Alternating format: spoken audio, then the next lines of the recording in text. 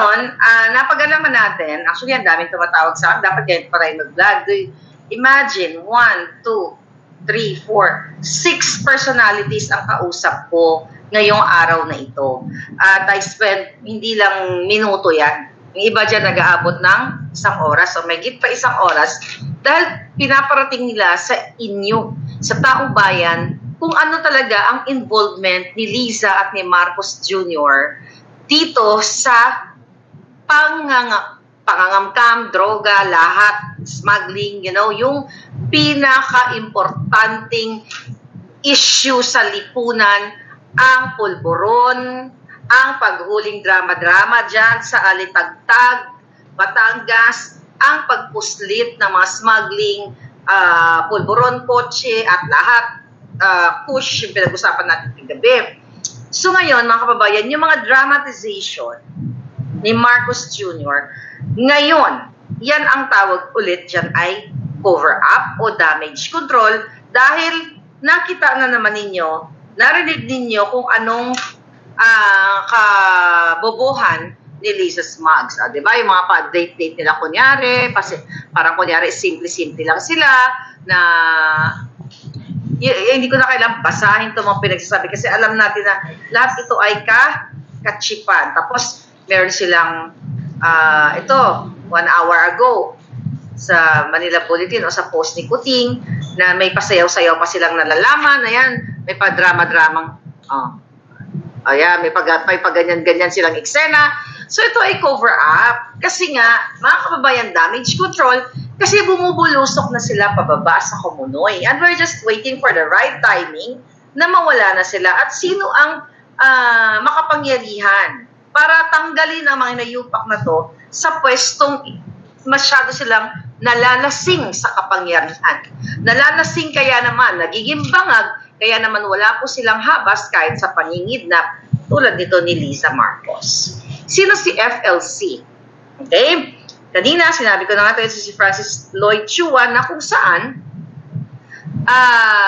kasabwat ni Liza sa kanyang illegal business. Ito po'y wala ng di umano. Sinabi ko nga sa inyo na ang pangalan ni Liza Ahas Araneta, pangalan ng mga kasabwat, actually, marami sila. Dahil si Liza at si FLC, si Marcos Jr. at si Liza at si FLC at ang mga demonyo, hindi naman lahat, sa Senado ay kasabwat nila sa kanilang illegal na negosyo para kamkamin ang pera ng bayan. Alright? Papaanong para kamkamin? Okay? Itong si FLC, na tatay ng mga bata na kung saan kinidnap o in-extract nila ang mga bata gamit ang fabricated crime na inakusa doon sa distressed mother na we're still looking forward na mag-come out na siya at magpa-interview at patuloy siyang hinahunting ng grupo ni Liza sa Europa. Mga kababayan, para sa kalaman ninyo, malaki pong issue ito kaya naman itong si FLC at si Liza ay pinapahunting ang nanay para dukutin, actually hindi yung mga anak. Ang totoong gusto nilang dukutin ay yung ebidensyang hawak ng distressed mother na kung saan yun ang lalong makakapagbagsak dito sa Marcos administration, Popolboronic administration. Why? Napag-alaman natin, ayon sa ating mga iba't ibang informante na nakakaalam nito, coming from the government also. Tandaan ninyo, ang issue ng extraction ay hindi lang po between the distressed mother at ang kanyang partner na si FLC. Nakipagsabwatan dito ang EFA, ang DOJ, ang immigration, halos lahat ng mga kinuntsaba ni Liza Marcos. Ngayon, mga kababayan, kaya ang pagdukot sa mga bata ay hindi yun din talaga yung purpose nun. Kumbaga, kailangan nilang gawin, kailangan nila mag-fabricate ng crime para madukot nila mismo yung impormasyon na nandoon sa, I think, 3rd floor, nagbalita na yan, doon sa iPad na hawak ng distressed mother. Ano yung nakalagay sa iPad? Napag-alaman natin sa iba't ibang informante natin, mga kababayan, ating mga puting ahas, kahapon, kanina, na nakapaloob dito, nagigimbal sa buong mundo kung gaano ka mafia ang gobyerno ni Marcos Jr. Why? Tanong natin kay Zubiri.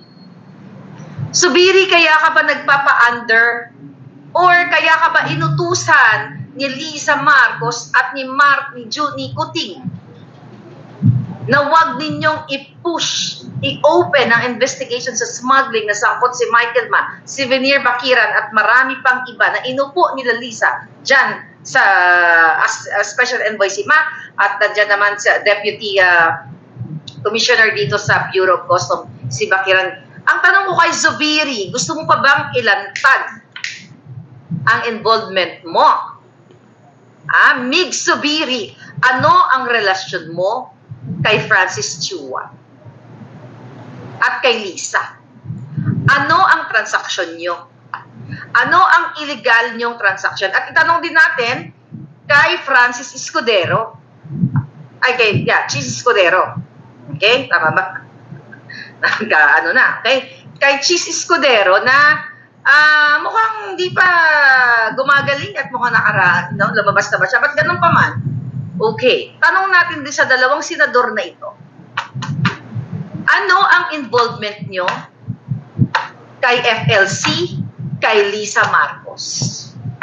Tanong natin kay Tambaluslos, kay Martin Romualdez, ano ang involvement nyo kay FLC?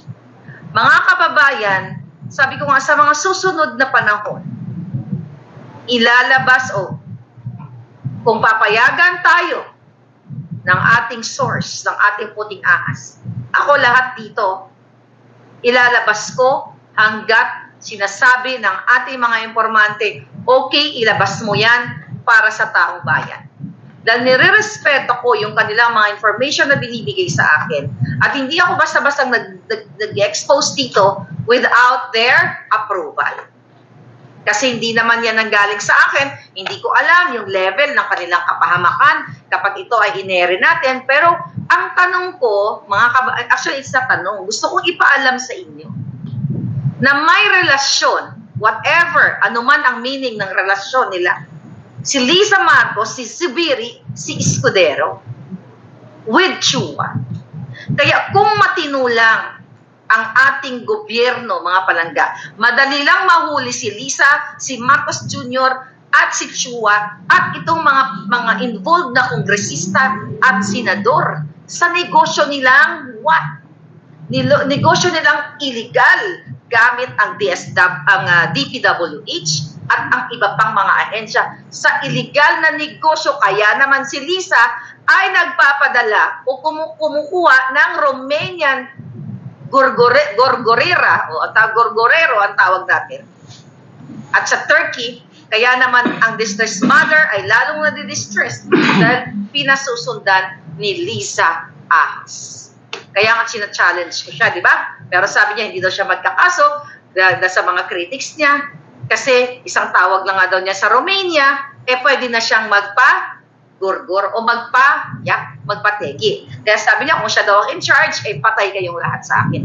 Kaya kung may mangyari at wag naman sa akin, kay Atty. Glenn Chong, kay Pebbles, kay Sas, dun sa distressed mother, na may mangyaring masama, wala pong ibang mastermind na magpapagurgur kundi si Lisa Araneta Marcos. Kaya nga, etong aking accusation sa kanya ay napakalaking akusasyon na dapat pinag-uusapan ng media, pinag-uusapan ng taong gobyerno. Pero ayaw nilang pag-usapan kasi ang karamihan sa kanila ay involved. Sila ay parte ng ninegosyo ng illegal, pagpapasok ng smuggling, lahat na. Kaya sinasabi ko sa inyo, mga kababayan, paulit-ulit kong sinasabi, wala po tayong power. Wala tayong kakampi sa lahat ng mga ahensya ng gobyerno kung sakali, ini-etchos ko lang, kung sakali na si Mig Zubiri, Senate President, kapag inilabas ang ebidensya ay kasabwat ni Lisa at ni Chua sa pangangamkam ng Kabanang Bayan. Kung si Escudero, kung si Tambaloslos, I'm telling you, hindi ko itataya ang buhay ko dito ng maggagawa-gawa ng kwento. Sa tulad ng sinasabi ng Maisog Rally, I am not for sale. Kasi ang at stake dito ay buhay ko. Hindi ko babanggain ang mga demonyong ito, mga kababayan, kung hindi isangalan ng katotohanan.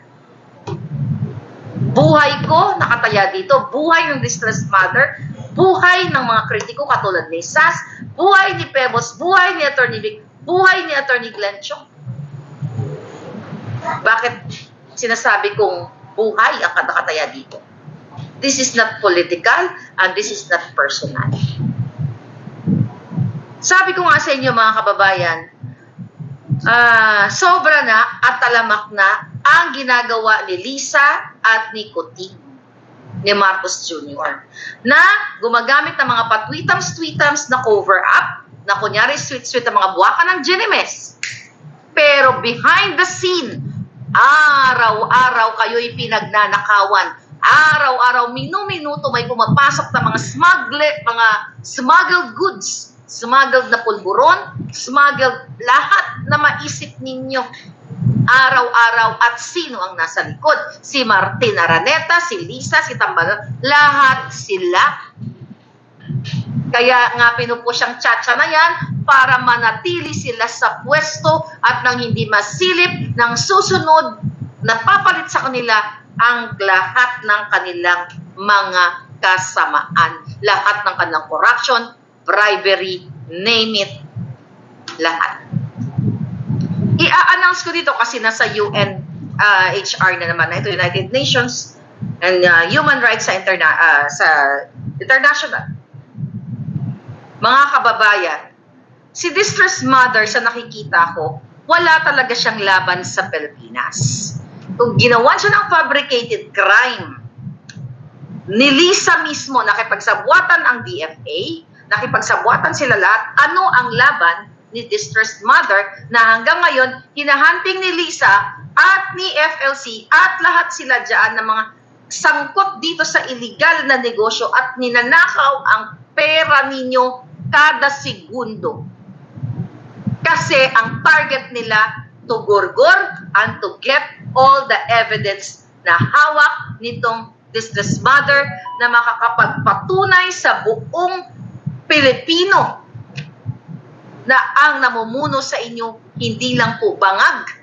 Yung usaping bangag na yan, hindi yan ang actually, importante yan. Pero yung araw-araw na pangunguha, pangangampam nila ng pera sa lahat ng ahensya ng gobyerno ni Lisa at ni Marcos Jr. mismo dahil sa pakikipagsabwatan dito sa mga negosyante ito, paggagamit ng mga dami corporations, dami companies para i-extract o pigain, nakawin lahat ng pera ninyo. Sabi ko nga, the moment na in-expose ko ang mga jutang Ginemes na ito, inilagay ko na sa peligro ang buhay ko. Pero, ganun talaga. Kung ito ang hiningi ng Diyos, hiningi ng pagkakataon, hiningi ng tadhana, na ako ay maging boses ninyo at itaya ang buhay ko. Well, be it.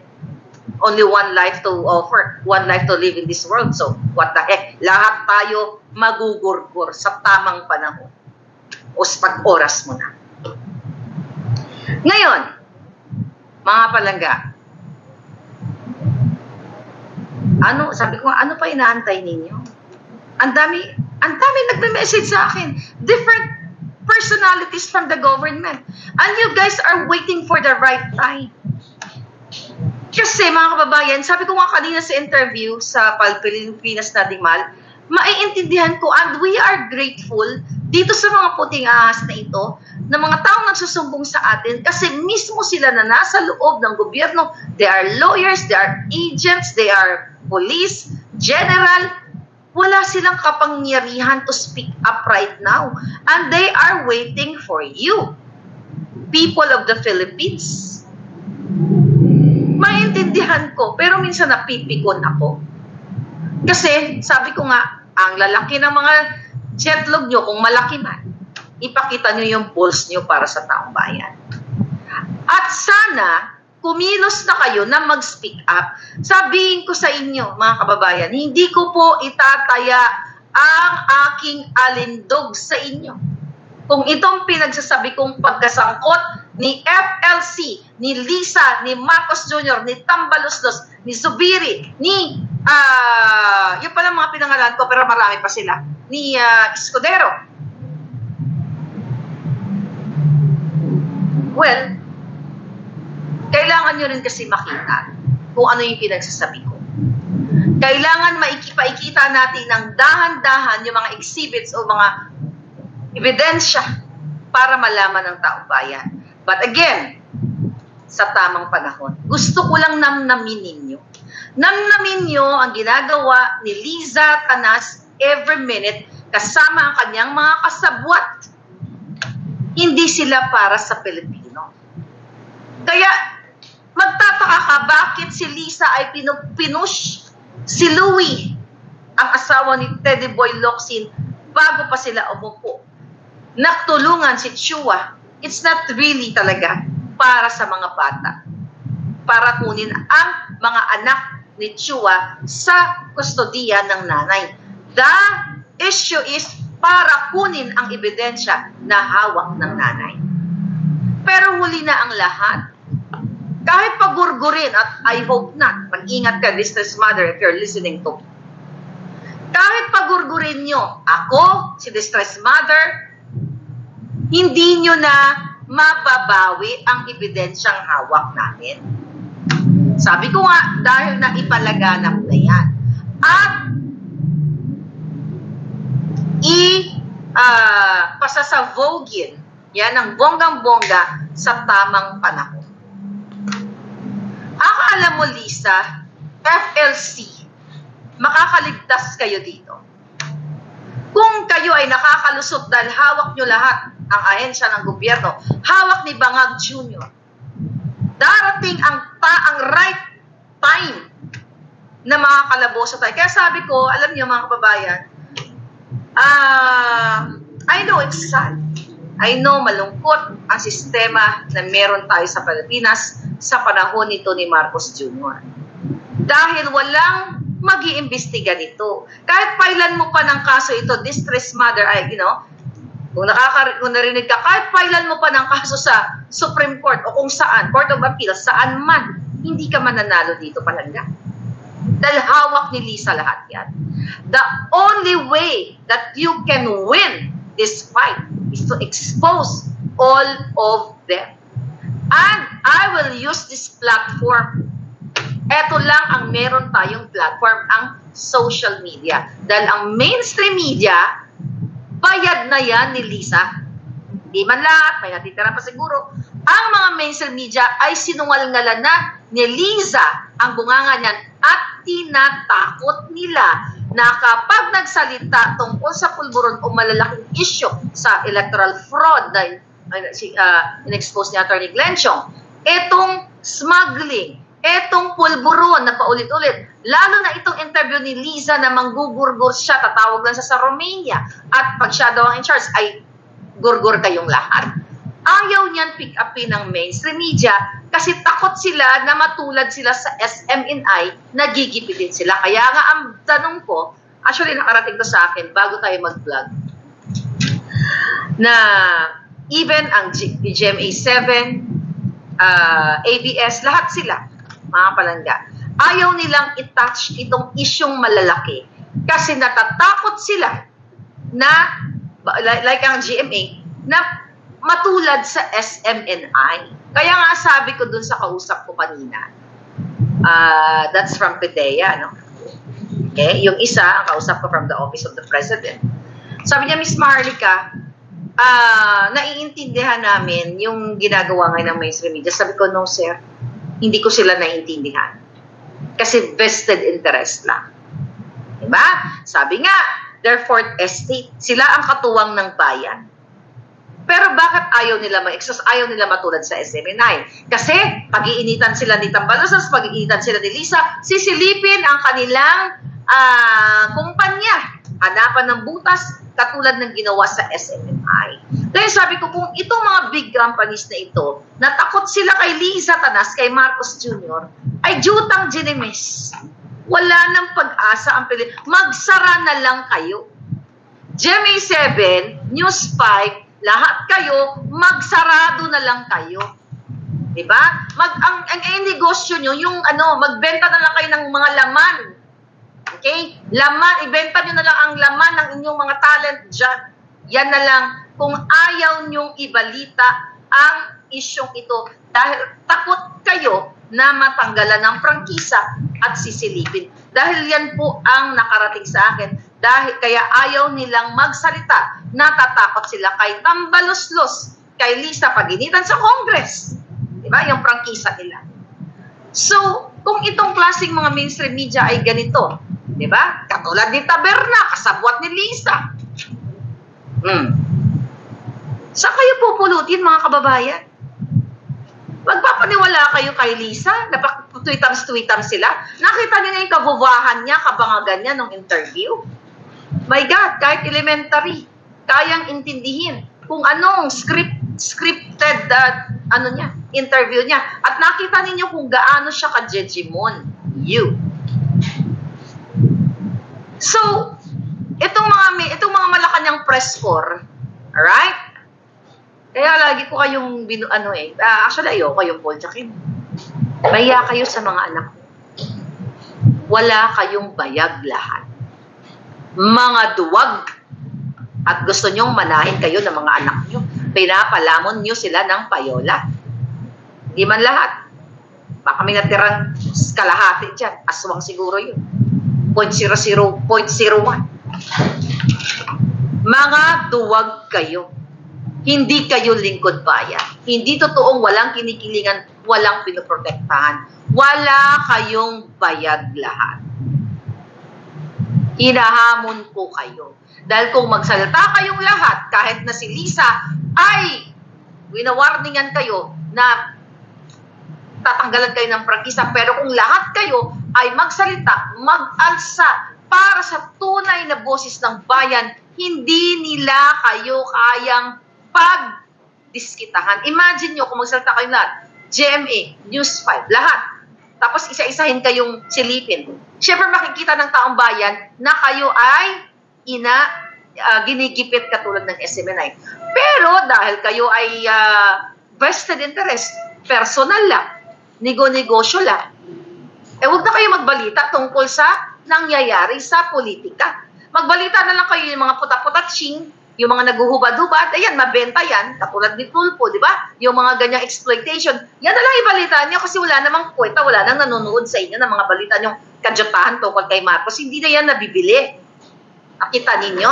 Sukang-suka ng taong bayan sa inyo kasi walang kwentang mga balita ninyo. Puro pagtatakip. Napakalaking issue ng kidnapping ni Lisa na sangkot. Pero wala kayong ginagawa. Ayaw niyong pag-usapan. Kaya nga ang Daily Tribune biglang natakot, umurong ang bayan. Nung pinost yung document na pinakita ko. See? Kaya pa ulit-ulit pa, araw-araw ako dito nagpapaala sa inyo, taong bayan, boses ng taong bayan lang ang makakapigil, makakaampat sa bawat segundong pagnanakaw ni Lisa Marcos, ni Marcos Jr., ng kanyang mga cohorts at lalo na ng kanyang kapatid na si Mara. Yan ang code name. You know who is Mara?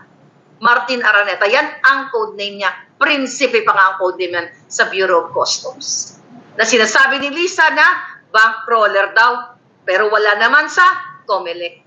At hindi totoong mayaman si Lisa Marcos dahil nakwento na nga natin, sabi ng kamag-anak ni Marojas na biyak lang ng mga biskwit ang kanyang nanay sa Hacienda Luisita noon kapalit ng pagpapaaral sa kanila. Wala pong masama na taga-biyak ka lang ng biskwit o katulong ka o labandera ka dahil yan po ay honest or marangal na trabaho. Ang pinag-uusapan natin dito, ang kasinungalingan ni Lisa na dapat yan ay in-scrutinize ng media. Ang mga kasinungalingan ni Lisa na nakilala niya ako noong 1997, na ako ay nag-video-video. Yaan ni hindi nga yung Abante Tonight, nagbalita niyan. Alam niyo, magsarado na kayo. Dahil wala kayong, hindi yung verify yung sinabi ni Lisa. Basta sinabi lang ni Lisa, iniulat nyo. Bangag, nagpapaniwala kayo. In 1997, kami nag-meet up. Nag-video-video ako. Wala pa kayo mga jutak, lahat kayo, na mga media. In 1997, analog. Wala pang video-video. At wala pang YouTube nun. See? Hindi nyo ginagawa ang inyong trabaho dahil kayo ay mga bangag din. Kayo ay walang pagmamahal sa bansa. Wala kayong pagmamahal sa bansa. Kaya mga katsuba-chuchu nyo na mga every time may mga pa-award-award pa kayo mga kadyutahan nyo. Palunok ko lahat ng mga trophy-trophy na yun sa laksak-sakipay nyo lahat. Mga kasinungalingan, mga award-award na yan. Hindi nyo ginagawa ang tama para sa taong bayan dahil takot kayo ngayon sa pamunuan ng bangag na administrasyon. Noong panahon ni Duterte, ang dami niyong hanash. Mas kaliwat kanan ang inyong batikos kay Duterte. But it's okay. Normal, okay lang yon. Kasi at least hindi kayo natatakot na batikusin ang mga hindi maganda during his term. Pero ngayon wala kayong batikos, mga duwag kayo. Mga talawan, mga puti ang itlog ninyo. Nakita niyo mga kababayan? Kagabi, sinabi ko sa inyo ang intelligence software na nataranta si Marcos Jr., si Lisa, kaya kahit working pa ang intelligence software, ay papalitan nila gamit ang pera ng bayan. Alright? So ngayon, meron akong i-explore sa inyo, mga kababayan. Napag-alaman din natin na tuwing mag-live, pero ngayon, at least 9,000 tayo across social media. Pero ang plano na ngayon, actually ginagawa na nila, kanina ginawa nila. Okay? Sa Palipes sa ating mahal. Ang nakarating na naman sa atin, na kapag nagbablog o nagla-live, ako, S7I, o kung sino man mga kritiko, i-jam nila. Yung mga technical dito, alam niyo, paano nila i-jam? Gagamitan nila ng, kasi, hindi ko kasi ito masyado maintindihan dahil hindi naman ako maalam dyan sa mga technical chuchu na yan, mga software na yan. Yan hindi ko naman linya yan. So, may nagsabi sa akin, Miss Marlica, eto ang utos. Lahat ng kritiko, di ba, sabi ko sa inyo, pakikialaman yung ating mga private messages, kaya nila yan, kaya ni Lisa yan. Wala na yan kahit dapat may legality yan eh. Kasi kung isang, let's say si Marlica, ako ay may suspensa sila na ako ay nakikipag-conspire sa mga kung sino mang mga kaliwang grupo or something na eto gugurgurin natin si ganito, ganyan. At ang issue ay national interest, yun pwede mong idadaan sa proper na legal na magpapaalam ka na itong Marlica na ito na pinagdududahan na may natimbre na nakikipag-connect siya at mag-hire siya ng Romanian gurgurero na katulad ni Lisa, di ba? Romanian o from Turkish gurgurero. Yun pwede yun kasi mag-hire si Marlica ng Romanian at Turkish, dadalhin niya sa Pilipinas para gurgurin o kung sino man. O gurgurin si Puting kunyari. Papayagan yan, okay? Papayagan yan para buksan ang aking Facebook page o mga social media account kung nakasalalay dito ang national interest. Pero again, sa dami ko pong kausap na tao, I don't care kung ako ay naka-wiretap o naka-record, wala akong pakialam dahil wala silang maririnig sa bibig ko na ako ay may contact sa Romanian mafia or gorgorero katulad ni Lisa. So dahil sobrang effective, mga kababayan, sobrang effective na dumating pa sa puntong in-advisean si Lisa Tanas ng kanyang foreign advisor na magpanggap na basang sisiw na hindi naligo ng galing sa tubugan sang Carabao. Okay? Magpaawa, pa-underdog, pa-biktimang buwaka ng Ginemes. Diba? Hanggang sa sinagot na nga kami at puro kasi nung sinabi niya, diba? Hindi makakarating si Lisa Tanas sa ganyang klaseng pag-i-interview scripted kay Taberna kung hindi siya napipilitan dahil apektado na sa issue ng extraction o kidnapping, pulburon at lahat ng kanilang mga kadyotahan. Hindi gagawin ni Lisa yan sa pagkakilala ko at pagkakilala ni Glenn Chong at sa pagkakilala ng maraming mga kaletsyan niya dyan sa kanyang kasabwat niya. Ngayon, Napagalaman na dahil gigil na gigil, gilit na galit ng mga yawa, ija-jam tayo. Pero ngayon mukhang hindi tayo naka-jam kasi we're like 9,000 may higit nga. Ano yung ibig sabihin nun? So, tinitignan nila yung demographics kung saan malakas or maraming nanonood. Let's say, for example, nakita nila sa Quezon City, ito, ang daming nanonood kay Maharlika. O dito sa Davao, ang daming nanonood kay Maharlika. So, meron pala yan, yung jammer na yan, madali lang yan, kayang-kaya ni DICT, Ivan U yan. Kayang-kaya ng PIDEA yan, kayang-kaya nila lahat kasi ginagamit nila yan sa mga operation. Na kapag may ino-operate sila, itong particular na area na to, let's say, itong Quezon City Circle, kunyari, dyan nila dadampot, dyan nila i-operate yung kasabwat ni Lisa, you know, na may bit-bit na 1.8 na toneladang 1.8 tons na pulburon. Diba? Tapos biglang the next day, diba, nabawasan ng 400 kilograms. So, dyan nila i-operate. So, para hindi magkaroon ng communication o ma-stop lahat ang communication ng mga kriminal na katulad ni Lisa, i-jam nila. So, gagamitin nila yung approach na yan sa mga vloggers like me. Imagine mo, sabi ko, what? Sabi ko, really? Ganun po sila ka-desperate. Ganun ka-desperado ang gobyernong ito. Maliban sa pangimasukan ng napansin niyo, di ba? Nawawala yung ating mga vlogs. Nawawala. I mean, hindi nyo nakikita. Marami nag-message sa Miss Maharlika, hindi ko nakikita. Miss Maharlika, yung boses mo, brrr, ganun. May disruption. May dinidistort. Ang utos ni Ahas yan. Kasi pikon na pikon ang mga yawa. Okay lang. Kasi hindi naman sila forever magja-jam. Kasi the next day, available pa naman yung ating video, pwede naman kayo mag-replay. Pero kaya, dahilan, kung bakit kayo dyan sa mga lugar ninyo, ang dami kong nababasa eh. Miss Maharlika, wala kang boses. Miss Maharlika, ganito, ganyan, da-da-da-da-da. Malay ko ba dyan? Pero dahil dalawang tao na magkaibang tao, ang nag-report sa akin ay buha ka ng Genemis. Kahapon, ang report sa atin, yung mga messaging lang ang kanilang titignan. Kasi gusto nilang alamin kung sino mga kausap ko, kausap ninyo. Ngayon, hindi na ako nakipag-usap sa messenger ng mga sensitive na mga expose. Hindi ka makakahagap, Lisa. Hindi ka makakahagap ng signal, tandaan mong ginayupa ka. So yan, imagine nyo, ganito kababo yung gobyerno nyo. Kayo mga taga-PIDEA, kayo mga taga-NBI, kayo mga PNP, alam nyo sinasabi ko. DICT, alam nyo to. Melita Menorias, may God cover you and other DDS supporters with your mantle of love and your most precious blood in Jesus' name, amen. Thank you, Palangga. So, alam po ito, Arcelia Zenea, thank you. Alam niya ito. Even you from Armed Forces of the Philippines, alam niyo ito, pinagnangaw-ngaw ko. Noong una, parang sabi ko, alam ko yung jam-jam na yan kasi ginawa yan dun sa rally ni Kuting noong May 7 o 2022. Walang signal dun eh. Nagkaroon, ginam nila yun eh, di ba?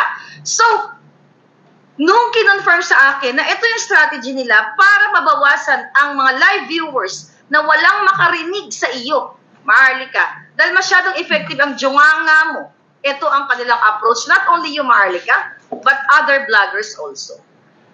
Kasi nakausap ko, natawa nga ako eh. Okay? Kanina, sabi niya sa akin, alam mo, yung pag nanonood kami dito, pinilalakasan namin yung aming telebisyon para narinig ng mga kapitbahay. Sabi nga sa akin, pati nga aso namin, kilala ka na eh. Pag narinig yung bunganga mo, naririnig. Parang alam na, oo, si Maharlika na yan, si Maharlika na yan. Seriously, sinabi niya, natawa nga ako eh. Okay? So mga kababayan, dahil sobrang effective kayo, not only me, I'm telling you, at syempre effective din yung ating mga puting ahas. Paulit-ulit ko sinasabi sa inyo, kung walang substance, o walang mga events o mga circumstances na nangyayari, katulad yung pagpapa-interview ni Bangag Lisa, katulad yung pagko-cover up ni Kuting, ni PIDEA Lasso dito sa dokumento na inilabas ko na noong 2012 ay si Marcos Jr. dapat ay i-re-raid. Pero pinigil ni Lisa without showa, panahon ni Noynoy. So, hindi man tayo maniniwala, hindi naman tayo pwede mag-invento dito, ay sige, mag-vlog ako dito, maggawa ako ng kwento. Tapos hindi naman nagmamaterialize yung kwento, gawa-gawa ko lang ng bonggang-bongga. Hindi maniniwala ang tao sa'yo. Hindi kayo maniniwala kay Maharlika kung nakikita nyo na ang pinagsasabi natin dito ay walang sustansya. Pero dahil lahat, katulad again ng distressed mother, nang in-extract ni Lisa, nang pinakiusapan niya sa asawa ni Teddy Boy Locsin. Boses ko ba yon? AI generated ba yon? Sabi nga ni Atty. Glenn Chong, one of a kind si Lisa Smugs. Extraordinary ang kanyang kajuangan. Hindi kayang i-duplicate ng AI. Lisa, yung walang ligo mong corduroy na fesla, hindi kayang i-AI generate. Ngayon, mga kababayan,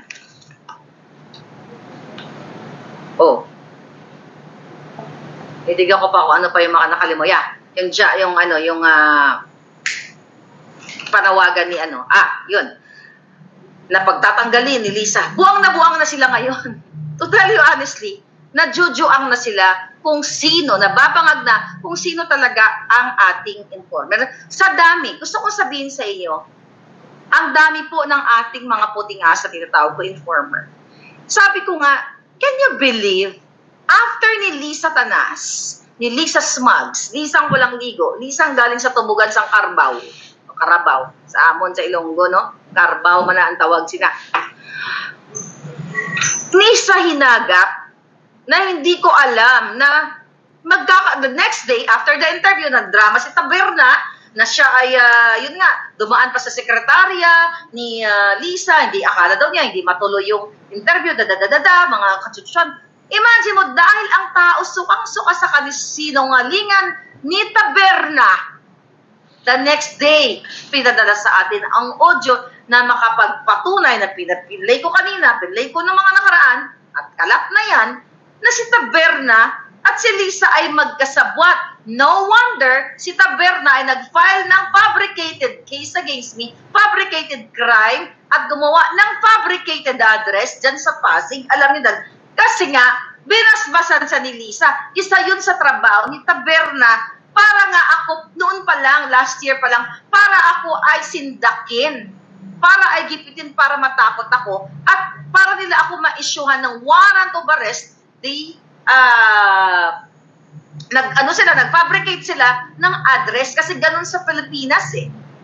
Kapag nag-fabricate ka ng address, warrant of arrest ka agad. Kaya bulok, bagoong ang sistema sa Pilipinas na kung hindi ninyo wawakasan ito, kayo ang magdurusa. Kaya nga, challenge ko si Liza, nakasuhan niya ako, not sa Pilipinas, dito sa Amerika. Doon naman sa mga syunga, sa mga juang, na sinasabi, ba't di mo kasuhan si Liza? Dami mo dakdak, marami ka palang ebidensya. Ba't di mo kasuhan si Marcos? Di mga syunga kayo. May immunity yung mga ginayupak na yan eh. Antayin natin pag natanggal. Kasuhan natin lahat, with all your help. Actually, this week, kasi Monday na ngayon. This week, ipo-forward ko sa Federal Bureau of Investigation yung vlog ni Lisa na pwede siyang tumawag sa Romania nang manggugurgur sa akin. At kung siya ang in charge, patay lahat. Yan, Lisa, ipo-forward ko yan. Hindi lang dun sa dalawang fabricated proxy case mo. Ikaw ang Exhibit 1 dun. Exhibit A, B, C, D. Ikaw. Akala mo, kayo ng pamilya mo. Hindi kita uurungang ginayupa ka. I'm telling you, kahit gumamit ka pa ng proxy, sa lahat ng exhibit, nandoon ka. At na-forward, yung transcription ng iyong mensahe, pinagtatawanan ka ng mga authorities dito sa Amerika. Huwag kang pasisiguro dahil kakarayin kita sa proper forum. Hindi ako bangag na katulad mo na gumagamit ng tao para sindakin ako. Ikaw ang nasisindak actually. Lumaban ka ng head-on, gaga. Huwag kang magtago sa kordoroy mong mukhang jejemon na mangharas ng distressed mother, magpadala ng mga hitman, ng mga assassins, at binabulabog mo, sinisira mo ang kinabukasan ng mga batang sangkot dahil gusto mong makuha ang iPad. Tanga! Syunga Bells, naka-forward na. Actually, alam na ng Turkey president ng gobyerno na ang gobyerno ni Marcos at si Liza Araneta ay sangkot sa kidnapping. Akala mo hindi nila alam?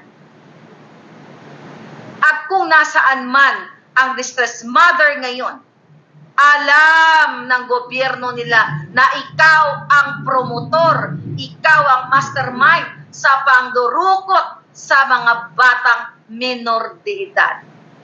Kaya kahit ipagurgur mo, magbayad ka ng Romanian gurgurera, naka-forward na ang mga ebidensya. At eto, dinagdagan mo pa. Sa kasyungahan mong interviewing scripted, kay Taberna, sabi ko nga, kakaahon mo lang sa tubugan, sa Carabao, sa Basakan, sa kung saan man, galing ka sa Pusalig, sa kanal, sa septic tank. Para kang di ba? Mga kababayan, kailangan yung tumapang, putangin na. Kailangan yung tumapang, Pilipino, yabang-yabang nyo, tangin na. Pagdating sa ibang bansa, proud to be Filipino, bullshit. Proud? Proud kayo maging duwag? Bata pa lang ako, nandiyojombag na ako ng mga taong umaharang sa daan ko. Bakit? Galit ako kapag may inaapi. Galit, in fairness, lahat ng umapi sa akin, tinumba ko lahat. Kahit nung bata. Hindi ako nagyayabang. Alam nyo yan, na nagkukwento. Kasi gusto ko kayong tumapang. Ayaw ko kayong matakot sa mga buwaka ng inang nasa Kongreso, nasa Senado, nasa Mayor, nasa Office of the President. Forever na lang ba kayong duwag? Pakanta-kanta pa kayo, ang mamatay ng dahil sa'yo. Pero bakit wala kayong balls? Anong ginagawa nyo? Military, police, dahil sa vested interest, jutang ginemes. Mahiya kayo sa mga susunod na lahi. Dahil pinaka-aral nyo, mga anak nyo sa ibang bansa. Wala kayong pakialam sa majority ng mga mahihirap na Pilipino. Pakanta-kanta pa kayo, pa-flag ceremony pa kayo. Every Monday ba ang flag ceremony nyo? Wala kayong mga putian na mga jetlog nyo.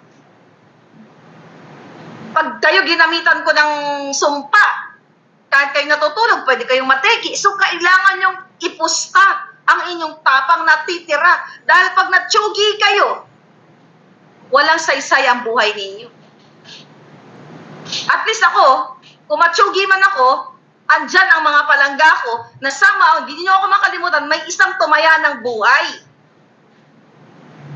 Hindi ako takot magurgor. Actually, kung gusto lang nilang head on, hindi naman ako uurong eh. Sabi ko nga sa inyo, nung bata ako, nakikita ko na yung mga injustice sa atin. Nakikialam ako sa away ng may away. Bakit pakalamera ako? Aywan ko. Pinanganak akong ganun eh. Sabi ko nga, sa sinapupunan pala ako ng nanay ko, may punyal na nakatabi. You know what I mean? Tapos ito si Marcos Jr., kasabwat ito lahat. Nakita niyo naman kadyutaan from the travel, from the mafia, smuggling, lahat. Ano kayo? Kailan kayo kikilos, mga uniform personnel, lahat kayo? Nakita niyo kung paano kayo utusan ni Marcos Jr., ni Liza, ng kanilang mga memo-memo na kailangan umattend kayo doon sa kick-off rally nila. Mag-rally na kayo, kick-out rally, not kick-off, kick-out, kick them out. My God. Alam nyo, ako personally, hindi ako mahanga talaga sa mga politiko. Wala akong pakialam sa inyo kasi hindi lahat, I'm just saying, yung mga magnanakaw lang. Hindi ako na-admire sa inyo. Ang dami kong mga politikong nakita, inauguration, May 9, ang dami ko picture. Hindi ko pinost lahat yun. Kasi you know what? Si Remulla, may post ako dyan eh. Alam mo, may picture ako dyan. Noong May 9, si Remulla, si Paul Soriano, ang dami doon sa May 9, mga oligarchs, may mga picture, may mga video pa nga ako, doon ako eh. Ang pinost ko lang si Kuting, yung pamilya niya. Nasa mind ko noon, eto, alam yun, ng mga tao doon na mga nakakausap ko, mga kaibigan ko noong time, tsaka even, mga nakakausap ko na, ayoko i-post to. Sabi ko kasi baka mamaya magnakaw to, sabihin, ma-associate ako dito. True enough! Imagine ko kung pinagpo-post ko lahat yung mga picture na no, pwedeng gawa ng kwento. O Marlica, katabi si Remulla, kasabwat. O Marlica, katabi si Paul. You know, pwede nilang gawa ng kwento. So wala akong pakialam kung mayor, governor o senador kayo, kung magnanakaw lang naman kayo. Mas gusto ko pang makipagkaibigan sa isang labandera, sa isang magsasaka na marangal. Hindi kayo, tangina, mga kawatan. Katulad ni Lisa, kasabwat si FLC, Di Marcos Jr., kasabwat ang mga tiwali sa Kongreso at Senado, araw-araw siku-segundo kayong ninanakawan. Sino ang marangal? Ang isang pulube? O ang isang vendor? O yung makikipag elbow to elbow ka sa mga senador? O mga kongresista? O mga politiko na ninanakawan kayo? Doon sa inyo na lang ako makipag-party, makipag-coffee-coffee, kaysa sa mga jutang ginimas na mga tawatan sa bayan. Kaya dito ako nanggagaling. Dito sa dibdib ko, mga kapalangga, na gusto kong mabago yung sistema kapag paano. I know it's not gonna be perfect. Wala namang perfect talaga eh. Meron pa rin corruption, but hindi ganitong garapal. Lahat ng smuggling business, pinasok ni Lisa. Magpunta tayo sa PAGCOR. Mga foreign investors, kinakwartahan ng mga jutang ginas. Pati kidnapping business, pinasok. Kasi itong jutang ginamis na ito, sabi ko nga, vindictive narcissist, hindi siya mayaman. Social climber. Dahil si Lisa ay isang walang pera. Isang utos-utosan ng mayayaman nilang pamilya. Kaya gusto niyang maghiganti. Gusto niyang maging most powerful at maging mayaman gamit o nakaw sa pera ng bayan. Paano yan kung aasa lang yan sa sweldo ni Kuting kung wala silang pagnanakaw? Mga palangga, paano nila ma-afford yung mga buhay na, well, sa ngayon, siyempre, presidente si Kuting. Yung resources ng government. Inuubos na ang pera ninyo sa PCSO. Actually, nakarating sa akin na baka daw mag-resign si Robles kasi masyado na raw mainit. Ang tanong, dahil nakarami ka ng ipon, pero babawiin namin sa iyo, Robles, ang mga ninakaw mo. Or hindi man bawiin, gagamitin ko yung magic wand ko na hindi mo ma-enjoy ang pera.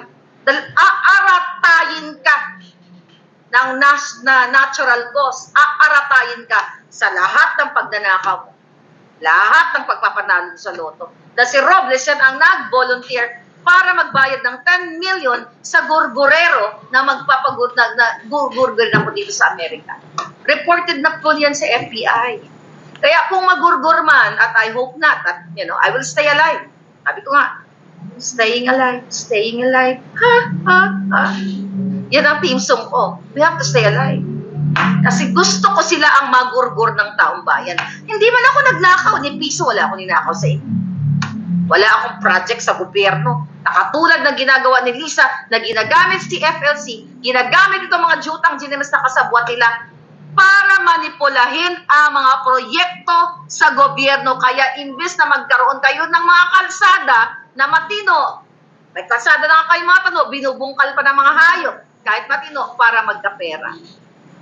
Nasaan ang tangible project ni Marcos Jr.?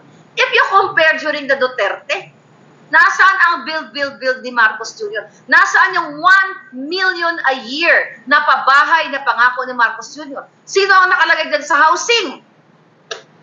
Bayaw ni Ochoa na si Acuzar na may utang na loob si Lisa dahil nailigtas si Kuting sa pag-raid noong March 10, 11, 2012. See kung ano ang kanilang mga relasyon? Ay, nako, mga kababayan. Sabi ko nga, it's so tiring. But hindi ako mapapagod. Napapagod man tayo, magpapahinga, bubuelta uli. Bubuga uli ng apoy. Kailangan natin silang wakasan. Kailangan natin silang tapusin. Hindi, kung ito po ang sinasabi ko ay libelous at walang katotohanan, kinasuhan na ako mga yan. Pero bakit ayaw nila magkaso? Ayaw nilang makaray sila sa proper forum. Kaya kunyari si Lisa ayaw nila, wala siyang pakialam, di ba sabi niya, oh, tinanong sa ni Taberna, o bakit ikaw, most powerful ka, di ba? Presidente si Kuting, ganyan-ganyan, pwede niyong ipa-take down ang mga social media accounts, di ba? Tinanong yon. Ang drama nila sa ganyan-ganyan, kunyari lang nila yun. Pero pina-take down na nila actually ang dalawang Facebook account ko, Facebook page ko, na may total of 1.1 million subscribers or followers. Pero it's okay. Dahil sabi ko nga, ang ngangabels ko, para siyang tubig sa busay, sa falls, na kahit basakan mo ng anuman, dike man yan, lalabas at lalabas ang boses ng katotohanan. Kasinungalingan lang. Dahil kung hindi affected at nararatel ang kipay, ang tumbong ni Kuting, hindi naman magpapa-interview si Lisa to what? To damage control. But the more na hinaharangan nila yung impormasyon, the more na nagsisinungaling, the more na nagiging katawa-tawa sila sa taong bayan. Diba? The more na bumabagsak sila. At hindi natin titigilan ng isyong ito, mga kababayan. Smuggling, lahat ng mga pinaka-importanting issue. Kaya ngayon, masyado nang maliwanag pa sa sikat ng araw na kaya nung January 29, I hope nandito ang picture. Noong January 29, noong supposedly ay magkaroon ng hearings smuggling, ng hearing sa smuggling, ay biglang nagkaroon ng meeting si Marcos Jr. at si Tambaloslos na tinawag nilang, ito ba yun? Legislative agenda. Remember that? Ayan. Yan po, ipakita natin ito sa kabila. Mga kababayan. Okay? Kaya naman pala, subiri, na meron kayong legislative agenda, chuchu, kasi pala, nakasama ka sa ebidensya, no? Subiri. Asa na yan? Wala dito sa kabila yung legislative agenda. Anyway, so di ba, subiri, hindi nyo ito, mga kababayan. Ayan. Kaya pala, hindi matuloy-tuloy ang hearing sa smuggling na kinasasangkutan ni Michael Manny Bakiran, ni Martin Araneta, ni Mara, na bankroller daw, sabi ni Lisa, pero walang record sa COMELEC na sila ay nag-donate kay Kuting. Doon pa lang, dapat ito'y binabalita na ng mainstream media. Ito ay talagang ini-scrutinize, pero wala, mga walang bayan. Diba? O, ano yan? Subiri. Tanginan nyo, pa-legislative agenda, yung pala, kasama ka sa ebidensya sa iPad. Gago. Antayin mo lang, ha? Subiri, antayin mo lang. Antayin nyo lang sa tamang panahon. Kaya wala pong magaganap. Hawak ni Lisa ang si Subiri, Senate President. Si Tambaloslos, Speaker of the House. So, saan kayo pupulutin taong bayan? Kaya gustong ipagurgur o agawin o kunin itong si distressed mother sa Turkey noon. Para kuwain ang ebidensya sa kanya, it's too late, honey. It's too late, bangag. Nakakalat na sa bawat sulok ang ebidensya. So, pointless na mag-hire ka ng Romanian gorgorero o gorgorera or Turkish gorgorero. Huli na ang lahat. Kasi boba ka. Hindi mo ginagamit ang jutak mo. Kahit magpanggap ka pa na api-api kayo, sana nagpanggap ka na lang, naghubad ka doon. Katiri, ano? Diba?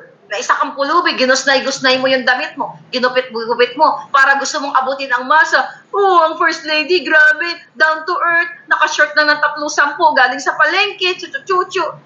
Chutang Jess, ina-underestimate mo ang katalinuhan ng mga mamamayang Pilipino? Dahil lumabas kang bangag.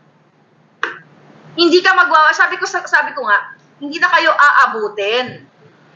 Hindi na kayo aabutin ng pangalawang SONA. O hindi kaya, sabi ko sa inyo mga kababayan, dahil ako talagang pinipressure ko rin kayo. Pag hindi kayo gumawa ng aksyon sa kabila ng mga expose natin, wala na kayong maririnig sa akin sa pakikipaglaban hanggang December dahil mag-iibang vlog na ako, magiging sexy star na ako dito sa vlog ko. Tandaan nyo na, I'm serious. Para ano pa? Kaya ako buhay ko. Tapos kayo dyan, wala kayong gagawin? Anyway, I'm not fighting for myself. I'm fighting for you. Anong silbi ng ngangabels ko? Anong pagbubuwis ng, not buwis, paglalagay sa peligro ng buhay ni distressed mother, paglalagay sa peligro ng buhay ng mga nasa Maisog Rally, ni Glencho, ni Pebbles Salajera, ni Sax, ni Vic Rodriguez. Kami yung mga pinangalanan doon eh. Ano ang saysay namin kung kayo ay tatahimik lang? Ay talagang sexy star na ako ng bonggang-bongga. Huwag nyo na akong sabi-sabi, Marika, maglaga. No! Na-miss nyo lahat. Lahat, I started this in 2022. Na minura-mura nyo din ako. Ang sinasabi ninyo, hindi lang yun nabigyan ng pwesto, Nagtiyaga ako, nagtiis ako, dahil sabi ko, one day, malalaman ng taong bayan na lahat ng sinabi ko ay katotohanan. Tapos paabutin nyo pa ng December, kayo na lang ang lumaban na. Nag-invest na ako ng 2 years of my time. Yeah, 2 years. Mag 2 years na actually. Well, hindi pa kasi started, actually July pa lang, nag-start na ako eh. Nandiyan pala ako sa Pilipinas, kina-question ko na ang appointment ni Mel Robles. Sabi ko, yan ay kawatan. July pa lang, actually, binoljak ko na yan si Robles. So I spent 2 years. Tapos kayo, kinig-kinig lang? Wag na. Kayo naman. Tinaya ko na buhay ko eh. Naggawa na nga ng proxy cases against me, 3. Si Lisa, tapos kayo walang gagawin. Mga military men, wala kayong gagawin, hindi kayo magsispeak up. Bala na kayo. Pasakop na lang kayo sa Amerika. Total, gusto nyo naman sasalang naman kayo ni Kuting sa bang. O magpasakop na lang kayo. O total, gusto kayong ibala sa kanyon. Hindi ganun na lang. What's the point? Dakdak si Marlica everyday. Tapos wala kayong gagawin? Nga lang, ganon. It's 4:22 a.m. here. Supposedly tutulog na ako. May tumawag sa akin. 3, Marlica, mga kaibigan ko, inaantay ko yung vlog mo. Pressure talaga. But I have to do it. Kasi overflowing ang information. Nagtatress yung mga informer natin kasi nga wala na silang masumbungan sa Pilipinas dahil wala silang kakampi. At tinatanggap ko, ini-embrace ko yung binigay sa I don't know, sabi ko nga, bigay ba to ng Diyos? Tinadhana niya ba to? Ano ba napapala ako dito? Diba? Nilalagay ko lang sa peligro ang buhay ko.